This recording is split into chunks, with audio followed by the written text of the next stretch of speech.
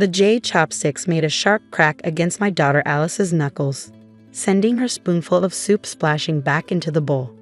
The Lunar New Year reunion dinner at Golden Dynasty's private room fell silent, steam rising from untouched bowls of shark fin soup.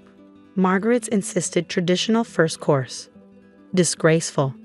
Margaret's voice cut through the silence, her perfectly painted red lips twisted in contempt.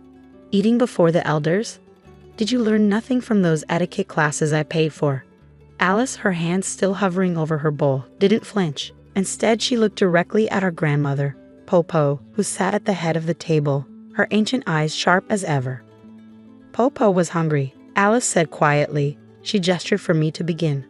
Margaret's face flushed beneath her expensive makeup. Lies. Popo knows proper tradition. She would never. Actually, Popo's voice carried surprising strength for her 90 years. I did just strip to Alice. These old bones get tired waiting for unnecessary ceremony. But Mother, my brother Robert, Margaret's husband, protested weakly. The traditions were made to serve people, not imprison them, Popo finished, picking up her own chopsticks, simple wooden ones, not the jade pears Margaret had insisted everyone use. Margaret's nostrils flared. After marrying into our family 15 years ago, she had appointed herself the guardian of proper Chinese culture, despite having learned everything from books and YouTube videos. This is exactly why the younger generation has no respect, Margaret declared, her designer capeo rustling as she stood. First they forget the traditions, then they forget who they are. And who are we, sister-in-law? I asked quietly, watching the red mark forming on my daughter's hand. We are the Golden Dynasty. Margaret swept her arm toward the restaurant windows, where San Francisco's Chinatown glittered below. 5 generations of tradition, 30 restaurants across 3 countries, a legacy of serving others, Alice completed. That's what Popo always says. Margaret's jade chopsticks clattered against her plate. You dare interrupt. Let her speak, Popo commanded, and even Margaret fell silent. Continue, child. Alice straightened in her chair, looking remarkably like Popo in her youth. Golden Dynasty began as a single noodle cart. Our great-great-grandfathers served dock workers who couldn't afford fancy meals. He made sure everyone ate, even if they couldn't pay. Ancient history, Margaret dismissed. We're an upscale brand now. Our customers expect to be treated like family, Popo interrupted. Something you never understood, Margaret. The private room grew tense. Around the massive Lazy Susan, family members shifted uncomfortably. Everyone knew Margaret had been pushing to rebrand the restaurants, raising prices, removing the traditional pay-what-you-can tables Popo had insisted each location maintain. The profit margins, Margaret began. Were never the point, I finished. Something my daughter understands better than you. Margaret turned her sharp gaze to me. Oh? Is that why she's been running that ridiculous free cooking class in the restaurant's kitchen? Teaching street children to waste our ingredients? Teaching them their heritage, Alice corrected, like Popo taught us. Taught you to disrespect your elders? Margaret grabbed her jade chopsticks again. To shame the family name. The only shame, Popo said clearly, is forgetting why we began this dynasty. Robert finally found his voice. Margaret means well, Mother. She just wants to preserve. Preserve what? Popo demanded. Empty gestures, jade chopsticks that never touched street food, designer kipaos that never saw a kitchen. Margaret's face turned as red as her lipstick. I have done everything to uphold this family's dignity. I married into this family, learned its customs. Learned its customs? Alice's quiet voice carried weight. Is that why you replaced Uncle Y's cooking staff with French-trained chefs? Why you stop our annual street festival banquet? Modern customers expect. Modern customers, Popo cut in, have been leaving. Did you think I wouldn't notice the empty tables? The complaints? The old families taking their celebrations elsewhere. The room fell silent again, broken only by the distant sounds of Chinatown preparing for New Year celebrations. Celebrations that, for the first time in 50 years, wouldn't center around Golden Dynasty's traditional feast. I have the quarterly reports, Margaret protested. Profits are up 20%. And our soul is down 100, Popo replied. She reached into her simple black handbag and withdrew an envelope bearing the family seal. Which is why I called this dinner tonight. Margaret's eyes fixed on the envelope. The annual profit distribution. The future of Golden Dynasty. Popo handed the envelope not to Robert, the presumed heir, but to Alice. Read it, child. Alice's hands trembled slightly as she opened the envelope, but her voice was steady. I, Wang Mailin, being of sound mind and body, do hereby declare my final wishes regarding the Golden Dynasty Restaurant Group. Margaret's smug smile grew as Alice read, until the next lines.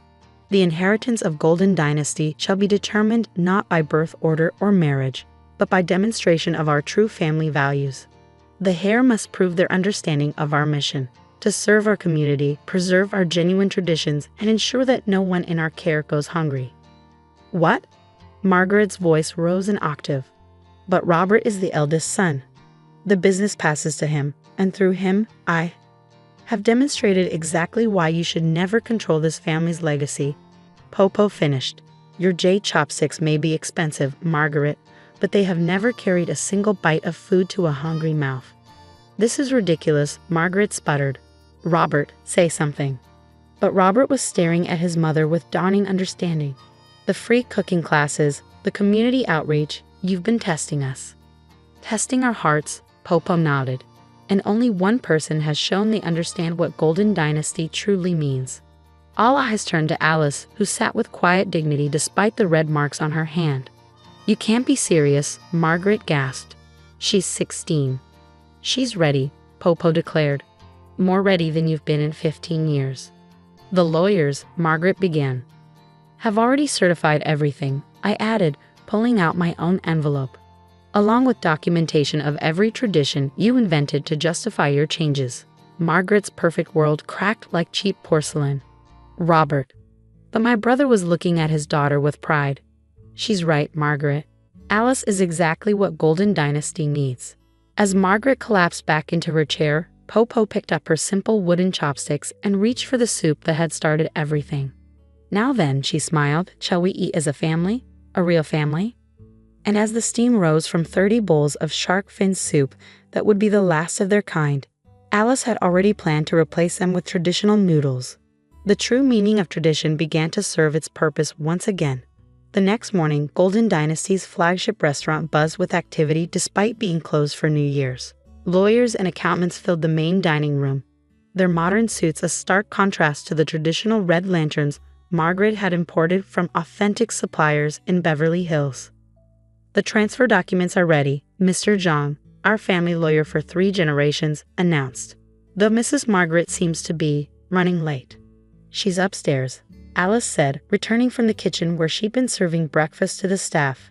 Another tradition Margaret had tried to end. Barricaded in the office with the corporate seals. Right on cue, Margaret's voice echoed down the grand staircase. This is preposterous. I demand a psychiatric evaluation of Mother Wang. Already done, Popo said calmly, sipping her tea. Last week, along with a notarized video testimony explaining my decision.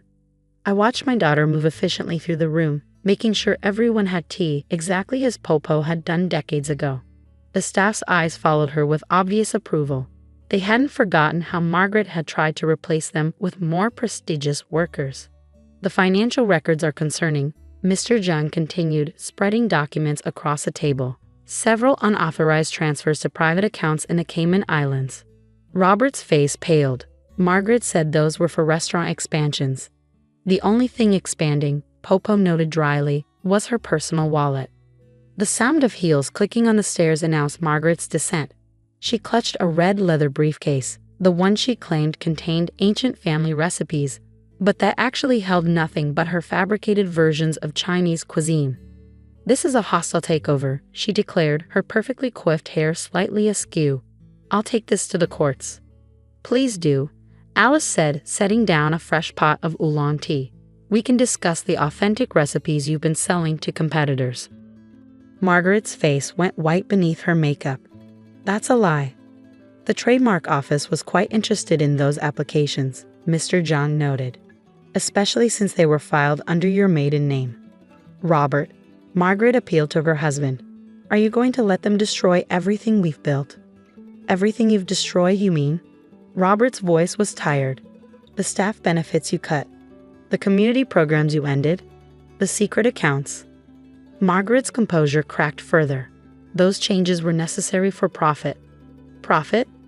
Popo stood, her small frame somehow filling the room. Golden Dynasty was never about profit. It was about family, not just our family, but every family that walked through those doors. Sentimental nonsense, Margaret scoffed. This is business. No, Alice stepped forward, holding a worn notebook. This is legacy. Popo's original recipes, the ones you tried to replace with fusion cuisine. The stories of every family we've served. The traditions you tried to erase with your invented ones. Margaret lunged for the notebook, but Alice smoothly stepped aside. Years of working in busy kitchens had given her reflexes Margaret's yoga classes couldn't match. Those recipes are outdated. Margaret's voice rose hysterically. Modern diners want innovation, exclusivity. They want home. Alice corrected. They want the taste of their grandmother's kitchen, not your Instagram-worthy presentations. The numbers don't lie, Mr. Zhang interrupted, pointing to the financial reports. Customer satisfaction dropped 60% under your changes. Traditional customers stopped coming. Even the food critics noticed. But the profit margins were artificially inflated. Robert finished, finally looking at his wife with clear eyes. Through staff cuts, quality reductions, and apparently embezzlement. Margaret's designer bag slipped from nerveless fingers. You can't prove. Actually, Popo smiled. We can prove everything. The real question is, will you leave quietly, or shall we invite the tax auditors to join us? The fight suddenly drained from Margaret's stance. The prenup has a morality clause, Mr. Zhang confirmed. Which means you leave with what you brought in, nothing. All these years, Margaret whispered, learning the customs, following the rules. But never understanding the heart, Alice said gently, offering a cup of tea to the woman who had struck her just yesterday. That's what Popo was testing all along. Margaret stared at the offered tea, 15 years of carefully constructed identity crumbling around her. I really thought I could become one of you. You could have, Popo said softly, if you tried to understand instead of control. The morning light streamed through the restaurant's windows, catching the dust motes in the air and the tears finally breaking through Margaret's perfect makeup. The papers, Mr. Zhang prompted, sliding the documents forward. Or shall I call the authorities about those offshore accounts? With trembling hands, Margaret signed away her claim to Golden Dynasty. Each stroke of the pen seemed to age her, stripping away the armor of false tradition she hidden behind. Will you tell everyone, she asked finally, that you've decided to pursue other opportunities? Alice answered, practical as always. Your reputation remains intact as long as the restaurant's assets do. It was more mercy than Margaret deserved, but it was the Golden Dynasty way, serving others, even those who hadn't earned it. As Margaret gathered her belongings, her jade chopsticks left scratches on the antique cable Popo's father had built. Alice turned to the staff waiting anxiously in the kitchen doorway. Tomorrow, she announced, we restore the true Golden Dynasty menu. All of it, including the free community meals. The cheer that went up seemed to push Margaret out the door faster. As she left, the weight of false tradition went with her, leaving the restaurant lighter, readier for revival. You'll need this, Popo said, pressing a key into Alice's hand. To the real recipe vault, the one Margaret never found. And as the morning sun filled Golden Dynasty with new light, the smell of authentic cuisine began to drift from the kitchen again, carrying with it the true essence of tradition. Not the rules that bound, but the love that freed. 6 months later, Golden Dynasty's kitchen hummed with the kind of organized chaos only truly great restaurants achieve. Steam rose from enormous woks, while the rhythmic chopping of cleavers created a percussion symphony Margaret would have deemed too local. Table 6 needs more red bean soup, Alice called out, her chef's coat bearing the traditional golden dragon Margaret had once tried to replace with a minimalist logo. And Popo's special guests are arriving for their cooking lesson.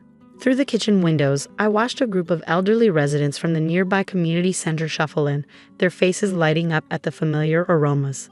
This was the program Margaret had labeled wasteful, teaching traditional recipes to seniors who could then pass them on to their families. The food critics' reviews are in, Robert announced, entering through the kitchen's back door. Another tradition Margaret had forbidden. 5 stars across the board. They're calling it a return to authenticity. Did they mention the prices? Popo asked slyly. They said, and I quote, Golden Dynasty proves that luxury lies in the food, not the bill, Robert grinned. Our sliding scale payment system is being hailed as revolutionary. Revolutionary, Alice snorted, expertly flipping a wok of noodles. We've only been doing it for 5 generations. The kitchen staff laughed, the same staff Margaret had threatened to replace. Now they moved with renewed purpose, each dish carrying generations of history. Margaret's cookbook deal fell through, Robert added quietly. Apparently, publishers want authentic Chinese cuisine, not modern Asian fusion with traditional twists. She's teaching authentic Chinese cooking in Beverly Hills now, I said, checking the reservation book. To celebrities who don't know the difference between Cantonese and Sichuan. Popo shook her head. Some people never learn the true taste of home. The evening service began and Golden Dynasty came alive with the kind of energy Margaret had tried to suppress. Children ran between tables, elderly couples shared century-old stories over steaming bowls, and working families gathered for meals they could actually afford. The community fund is flourishing, Alice reported, taking a brief break. We've sponsored 15 new small businesses in Chinatown this month alone. And a cooking school? Popo asked. Full enrollment, Alice beamed. We're teaching everything from street food to imperial cuisine. Real imperial cuisine, not Margaret's version. The kitchen doors swung open as Mr. Zhang entered, carrying more papers. The last of Margaret's authentic suppliers have been notified. We're returning to local vendors, including Mrs. Liu's vegetable stand. Popo asked. Especially Mrs. Liu, Alice confirmed. Her bok choy was always better than the hydroponics Margaret insisted on. Through the kitchen windows, we could see Golden Dynasty's dining room filled with genuine life, not the sterile elegance Margaret had enforced. The jade chopsticks had been donated to a museum, replaced with simple wooden ones that actually carry food to hungry mouths. The other restaurants are reporting increased business, Robert added. Turns out people miss our old menu more than Margaret's fusion experiments. Food is memory, Popo said wisely, watching Alice teach a young apprentice the proper way to fold dumplings. And memory cannot be improved with fancy presentation. The evening wound down, but instead of rushing out like Margaret's prestigious clientele, customers lingered, sharing tea and stories. In the kitchen, the staff sat down to their family meal, another tradition restored. Margaret sent one last email, Robert mentioned, checking his phone. She's opening her own restaurant. Modern Oriental cuisine, she's calling it. How many generations will that last? Alice asked, serving the staff their bowls of traditional post-shift congee. About as long as jade chopsticks in a working kitchen, Popo smiled. As the night deepened, Golden Dynasty settled into its true rhythm, not the forced tempo of Margaret's fine dining experience, but the natural pulse of a place where food and family intertwined. We're home, Alice said softly, looking around at the kitchen that had taught her more than any of Margaret's etiquette classes ever could. And somewhere in Beverly Hills, Margaret was probably teaching her clients the proper way to hold chopsticks, never understanding that tradition isn't something you learn from a book. It's something you live, breathe, and most importantly, share.